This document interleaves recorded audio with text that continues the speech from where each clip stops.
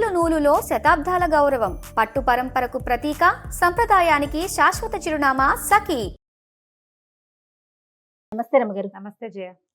రమ్మగారు, మనకి ఆంజనేయ స్వామి అనగానే సింధూరం గుర్తొస్తుంది. ఆంజనేయ స్వామికి సింధూరానికి ఉన్న సంబంధం ఏంటండి? మనకి గంధ సింధూరాన్ని స్వామికి, ఆంజనేయ స్వామికి సమర్పిస్తారు. చాలా ప్రత్యేకమైన సేవ. ఆయన దేవాలయాల్లో అది ఇస్తారు, అది పెట్టుకుంటాం, అది వదలదు. అవును, దేవాలయంలో ఓ పక్కన అద్దం పెడతారు, అద్దం దగ్గర అంతా అవే మరకలు కనపడుతుంటాయి, వేలు నుంచి వదిలిపెట్టదు. నూనె వేసి రంగరిస్తారు, నువ్వుల నూనెతో రంగరిస్తారు. దీనికి పురాతన కాలం అంటే మనకు తెలిసి మన తాతల నాటి నుంచి కూడా ఆంజనేయ స్వామికి సింధూరానికి అవినాభావ సంబంధం ఉంది. ముందు కాలంలో ఏం చేసేవారో తెలియజేయ. అసలు ద్వాపర యుగంలో ఆంజనేయ స్వామికి ఏదైనా పూజ చేశారు అనే పాయింట్లు కూడా మనం వినం. మహాభారతమే కదా మనకి ద్వాపర యుగంలో ప్రమాణం. మహాభారతంలో కానీ భాగవతంలో కానీ ఆంజనేయ స్వామిని పూజించిన ప్రస్తావన రాదు. ఒకే ఒకసారి ఎక్కడొస్తుంది, ఈయన సౌగంధికాపహరణం కోసం వెళ్తాడు భీముడు. అప్పుడు ఆయనకి ఆ గంధమాదన పర్వతం మీద ఈ ఆంజనేయ స్వామి కనిపిస్తారు. అప్పుడు వీళ్ళిద్దరూ ప్రార్థిస్తే అప్పుడు ఆయన ఆంజనేయ స్వామి ఏమన్నాడు, ఆయన భీముడి ప్రార్థనను అనుసరించి వచ్చి మీ రథం మీద కేతనంగా ఉంటాను అని చెప్పాడు. అర్జునుడి రథానికి జెండాగా ఉన్నాడు. జెండాపై కపిరాజు పద్యాలే ఉన్నాయి. అవును, ఆ కపిరాజు యుద్ధంలోనే కాకుండా వీళ్ళు మన విరాట పర్వంలో అర్జునుడు బృహన్నల వేషం నుంచి అర్జునుడి రూపంలోకి వస్తాడు కదా, అప్పుడు వచ్చి బృహత్ కపి వచ్చి కూర్చున్నాడు రథం మీద అని చెప్తారు మహాభారతంలో. కపి వచ్చేసాడట, ఆంజనేయ స్వామి వచ్చి యుద్ధం అనగానే అర్జునుడి రథం మీద ఉండాలి, వచ్చి కూర్చున్నాడు అని చెప్తారు. అవి తప్ప ఆంజనేయ స్వామి సేవాకాలాలు మనం అసలు చూడం. కానీ మనకి కలియుగంలో మన ముందు తాత ముత్తాతల నాటి నుంచి ఆంజనేయ స్వామిని సేవించడం ఉంది. కాలక్రమంగా రకరకాల కథలు వెలుగులోకి వచ్చాయి. పరాశర సంహితలో ఒక ప్రత్యేకమైన కథనని చెప్తారు ఆంజనేయ స్వామి సింధూరము కాంబినేషన్ మీద. ఎందుకు వీళ్ళిద్దరికీ ఈ సంబంధం ఉంది అని. మన రావణ వధ అనంతరం పట్టాభిషేకం జరిగింది సీతారాములతో పాటు. ఆంజనేయ స్వామి కూడా వీళ్ళంతా వచ్చారు. ఓకే, ఆంజనేయ స్వామి, సుగ్రీవుడు, తార, అంగదుడు, రుమ వాళ్ళే కాకుండా మళ్ళీ విభీషణుడు, జాంబవంతుడు అంతా కూడా శ్రీరామ పట్టాభిషేకం చూడడానికి ఇక్కడికి అయోధ్యకి తరలి వచ్చారు. చాలా కాలం ఆంజనేయ స్వామి సీతారాముల సేవలోనే ఉన్నాడట. అయితే ఒకనాడు ఆయన వచ్చేసరికల్లా సీతాదేవి సింధూరం పెట్టుకుంటుంది, బొట్టు పెట్టుకుంటుంది. అప్పుడు పాపిట్లో బొట్టు, సీమంతంలో బొట్టు పెట్టుకోవటం మన విధానం కదా. అంటే ఇప్పుడు మనం రామాయణ కథ అంతా నార్త్ ఇండియా కథగా మనం చెప్పుకుంటాం. వాళ్ళకి పాపిట సింధూరం చాలా ముఖ్యం ఆ ప్రాంతం వారికి. బొట్టు పెట్టుకుంటుంటే ఈయన అడిగాడు, అమ్మా ఈ సింధూరం ఎందుకు పెట్టుకుంటున్నావు నువ్వు అని అడిగితే సీతాదేవి చెప్పిందట, రాముడు అత్యంత ప్రీతిపాత్రుడుగా ఉంటాడు, ఈ బొట్టే రాముని యొక్క ప్రీతి, ఆయనకి ఇష్టం. రాముడు ఎక్కువ కాలం, చాలా కాలం చల్లగా ఉండటానికి ఈ బొట్టు పెట్టుకుంటేనే ఆయనకి మంచిది. రాముని ప్రేమ, దానికి కారణం ఈ బొట్టు అని చెప్పింది. ఈయన ఆలోచించుకున్నాడు, ఈవిడ ఒక్క చిటికెడు బొట్టు పెట్టుకుంటేనే ఈవిడ తప్పిపోతే రాముడు ఎంత దుఃఖపడ్డాడు. ధీరోదాత్తుడైన వాడు, మామూలు వాడు కాదు, మహావీరుడు. ప్రపంచంలో ఉన్న వీరులందరినీ తోసిరాజరగలిగిన వాడు. ఆమె లేకపోతే ఎంత దుఃఖపడ్డాడు, అంత ప్రీతి. చిటికెడు బొట్టుతోటి అంత ప్రీతి వచ్చింది, అంత ప్రేమ భార్య అంటే. అందుకని ఆ సింధూరాన్ని తను కూడా పెట్టుకోవాలనుకున్నట్ట ఆంజనేయ స్వామి.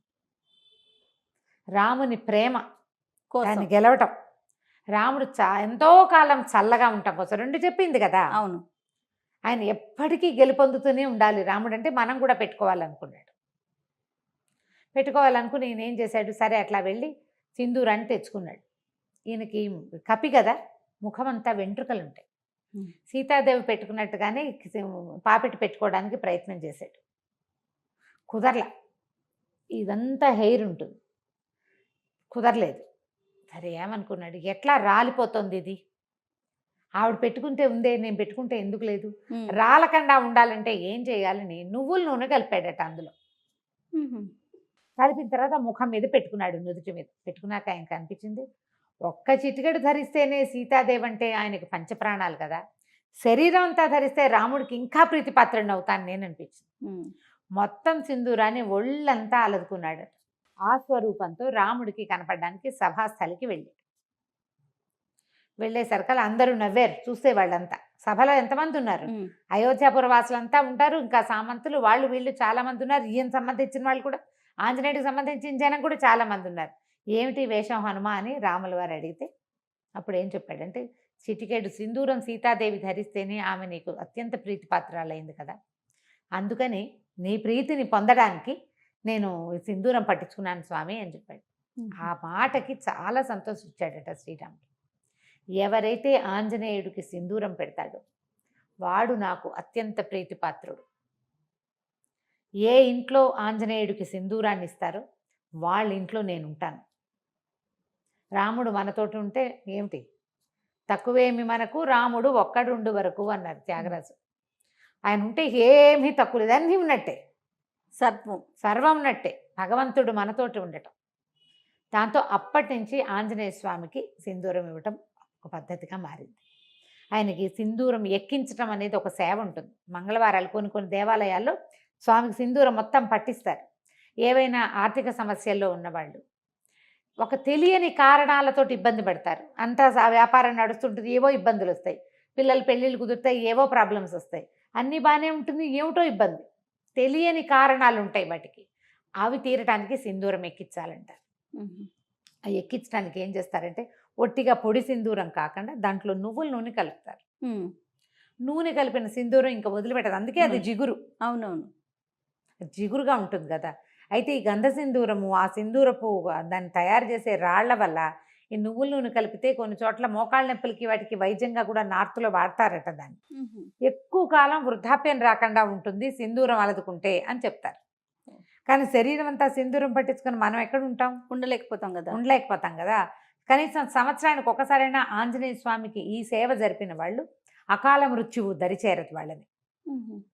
ఏడాదికి ఒక్కసారి మనమే స్వయంగా అలంకరించగలిగితే మంచిది, అవకాశం ఉంటే. లేదా దేవాలయాల్లో ఈ సింధూరం ఎక్కించే సేవ కనుక చేయిస్తే ఇక మృత్యువు రాదని చెప్పం మనం. అకాల మృత్యువు 50కి 30కి 40కి ఇంకా బాధ్యతలు ఉండగా, అమ్మా నాన్న బతికుండగానే పిల్లలు మరణించడం, అలాంటివి 95 ఏళ్ళ అమ్మా నాన్నలు ఉంటే 70 కూడా రాని కుమారులు మరణించడం, 60లో కుమారులు 90లో అమ్మా నాన్న, పెద్దవాళ్ళిద్దరు ముదివగ్గులు వాళ్ళు బతికి జీవించే ఉంటారు పాపం. ఈ 60 ఏళ్ళు వచ్చిన వాళ్ళు యంగ్గా యాక్టివ్గా ఉన్న వాళ్ళు చిటుక్కుని వెళ్ళిపోతారు. ఈ కష్టం రాకుండా ఉంటుంది. ఆంజనేయుడికి సింధూర సేవ అంత మంచిది. వీళ్ళతోటి రాముడు ఉంటాడు. మామూలుగా మనం ఏం చెప్తాం, సహస్రనామాలకు తుల్యమైంది రామనామం. అదే కదా, శ్రీరామ రామ రామేతి రమే రామే మనోరమే సహస్రనామ తత్తుల్యం రామనామ వరానని. ఒక్క రాముడు అనే నామమే 1000 నామాలకి సరిపోతుంది. ఇంతకీ ఈ 1000 నామాలు ఏమిటి? 1000 రామనామాలు కాదు, 1000 వేరు నామాలు. విష్ణువు యొక్క అనంత శక్తిమయాలైన 1000 పేర్లకి ఒక్క రాముడు అనే పేరు కరెక్ట్ మ్యాచింగ్, దానికి తుల్యమైనది. అలాంటి రాముడు మన పక్కన ఉంటాడు. అందుకని ఆంజనేయ స్వామికి ఈ సింధూరం ఎక్కించడం ఒక పద్ధతిగా మారింది.